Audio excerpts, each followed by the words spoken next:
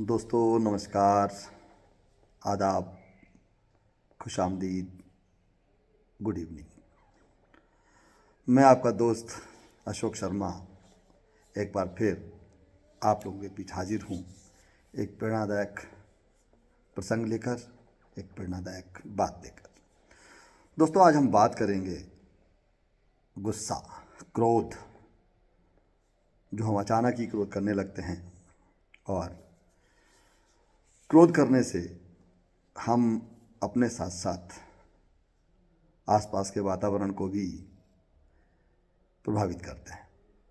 दोस्तों गुस्सा करने से व्यक्ति आसपास के वातावरण को जितना नुकसान करता है उससे अधिक अपना नुकसान करता है।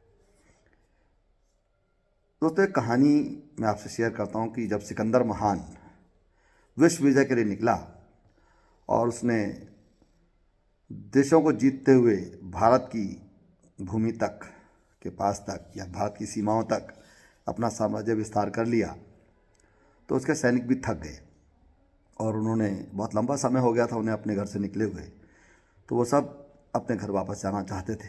तो सिकंदर महान ने भी अपने सैनिकों की इच्छा का सम्मान करते हुए वापस लौटने का फैसला किया। लेकिन जाने से पहले वो एक ज्ञानी व्यक्ति को अपने साथ ले जाना चाहता था। तो उसने जब आसपास के लोगों से पूछा, जानकारी ली, तो लोगों ने कहा कि यहीं गांव के बाहर एक पेड़ के नीचे एक ज्ञानी संत रहते हैं, आप उनके पास चले जाइए।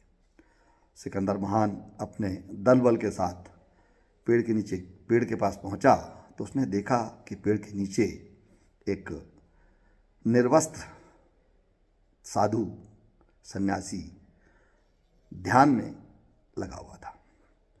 सिकंदर महान उसके ध्यान से बाहर आने की इंतज़ार करने लगे। थोड़ी देर बाद जैसे ही वो साधु अपने ध्यान से बाहर आए तो उन्होंने अपनी आंखें खोली। उनकी आंखें खुलते ही जो सिकंदर के सैनिक थे, सिकंदर महान का नारा लगाने लगे। साधु ये देखकर मुस्कुराने लगा। सिकंदर महान उससे बोले कि हे साधु, मैं सिकंदर हूँ और मैं आपको अपने देश ले जाना चाहता हूँ, तो आप मेरे साथ चलने के लिए तैयार हो जाइए। साधु मुस्कुराते हुए बोले कि भाई मैं यहीं हूँ, यहीं ठीक हूँ, मुझे कहीं नहीं जाना है, आपको जहाँ जाना है आप जाइए, मेरी हर आवश्यकता की पूर्ति यहाँ पर हो जाती है, मुझे कहीं जाने की आवश्यकता नहीं है। तो सिकंदर के सैनिक एकदम क्रोधित हो गए कि एक इतने बड़े राजा को, इतने बड़े क्या कहते हैं सैनिक को, जो इतना बड़ा महान सैनिक है सिकंदर, उस राजा को, उस महान सैनिक को एक निर्वस्त्र साधु कैसे मना कर सकता है। वो एकदम गुस्सा होकर चिल्लाने लगे। सिकंदर ने सबको शांत किया और बोले देखो, मैं ना सुनने का आदी नहीं हूँ और अब आप मेरे साथ चलने के लिए तैयार हो जाइए। तो साधु पुनः मुस्कुरा कर बोले भाई ये मेरा जीवन है, इसका फैसला करना आपके अधिकार क्षेत्र में नहीं है, मेरे अधिकार क्षेत्र में है, मुझे कहीं नहीं जाना, मुझे यहीं रहना है, आप जाइए जहाँ भी जाते हैं। सिकंदर को सुनकर गुस्सा आ गया, उसने तलवार निकाली और फकीर की गर्दन पर रख दी। बोला अब बोल, चलेगा मेरे साथ या मैं तेरे अपनी जान गंवाएगा।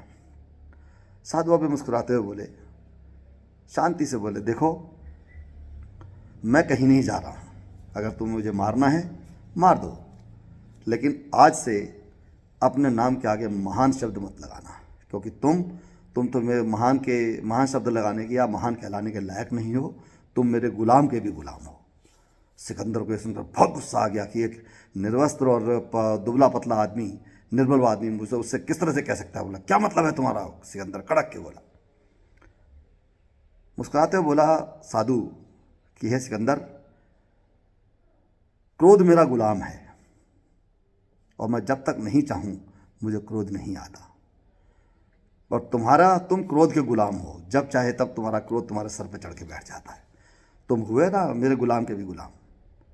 सिकंदर ये सुनकर स्तब्ध रह गया और नतमस्तक हो गया और सिर झुकाकर वहाँ से वापस चला गया, उसको प्रणाम करके चला गया।